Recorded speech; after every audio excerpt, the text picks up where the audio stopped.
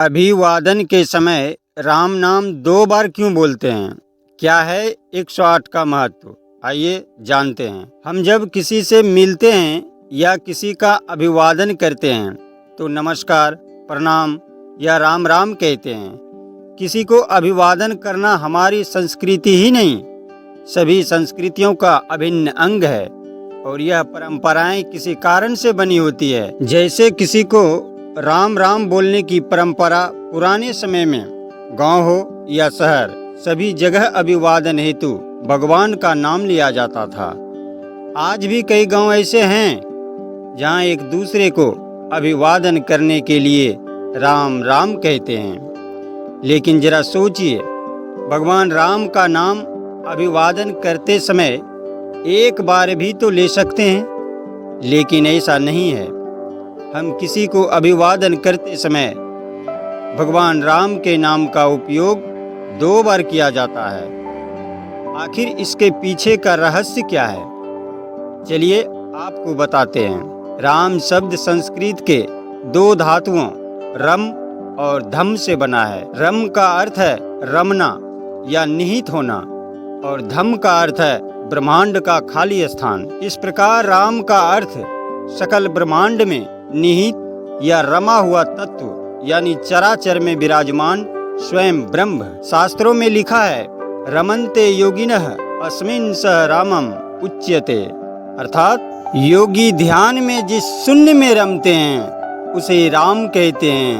राम राम शब्द जब भी अभिवादन करते समय बोला जाता है तो हमेशा 2 बार बोला जाता है। इसके पीछे एक वैदिक दृष्टिकोण माना जाता है। वैदिक दृष्टिकोण के अनुसार पूर्ण ब्रह्म का मात्रिक गुणांक 108 है। वह राम राम शब्द 2 बार कहने से पूरा हो जाता है, क्योंकि हिंदी वर्णमाला में र 27वां अक्षर है, आ की मात्रा दूसरा अक्षर और मा 25वां अक्षर। इसलिए सब मिलकर जो योग बनता है वो है 27 + 2 + 25 = 54, अर्थात एक राम का योग 54 हुआ और 2 बार राम राम कहने से 108 हो जाता है, जो पूर्ण ब्रह्म का घोतक है। जब भी हम कोई जाप करते हैं तो हमें 108 बार जाप करने के लिए कहा जाता है, लेकिन सिर्फ राम राम कह देने से ही पूरी माला का जाप हो जाता है। शास्त्रों के अनुसार माला के 108 मनकों का संबंध व्यक्ति की सांसों से माना गया है। एक स्वस्थ व्यक्ति दिन और रात के 24 घंटों में लगभग 21,600 बार श्वास लेता है।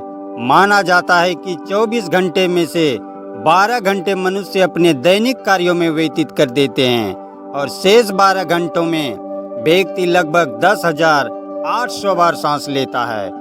शास्त्रों के अनुसार एक मनुष्य को दिन में 10,800 ईश्वर का स्मरण करना चाहिए, लेकिन एक सामान्य मनुष्य के लिए इतना कर पाना संभव नहीं हो पाता है। इसलिए 2 शून्य हटाकर जाप के लिए 108 की संख्या शुभ मानी गई है, जिसके कारण जाप की माला में मनकों की संख्या भी 108 होती है। यहाँ हम अगर वैज्ञानिक तथ्य की बात करें तो 108 मनके की माला और सूर्य की कलाओं का एक दूसरे से संबंध माना गया है। वैज्ञानिक तथ्य के अनुसार एक वर्ष में सूर्य 2,16,000 कलाएं बदलते हैं। इसमें वह 6 माह उत्तरायण रहता है और 6 माह दक्षिणायन रहता है।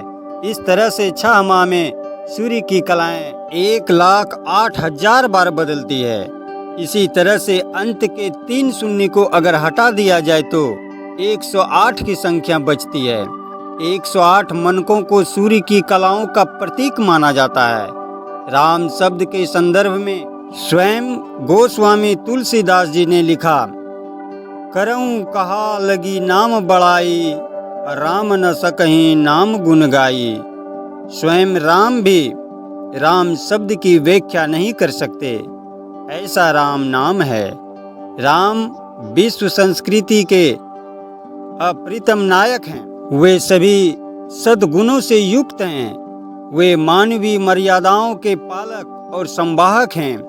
अगर सामाजिक जीवन में देखो तो राम आदर्श पुत्र, आदर्श भाई आदर्श मित्र, आदर्श पति, आदर्श शिष्य के रूप में प्रस्तुत किए गए हैं। अर्थात समस्त आदर्शों के एकमात्र न्याय आदर्श राम हैं। तो दोस्तों, ये कहानी कैसा लगा कमेंट बॉक्स में जरूर बताइए। तब तक सभी को दिल से राधे राधे।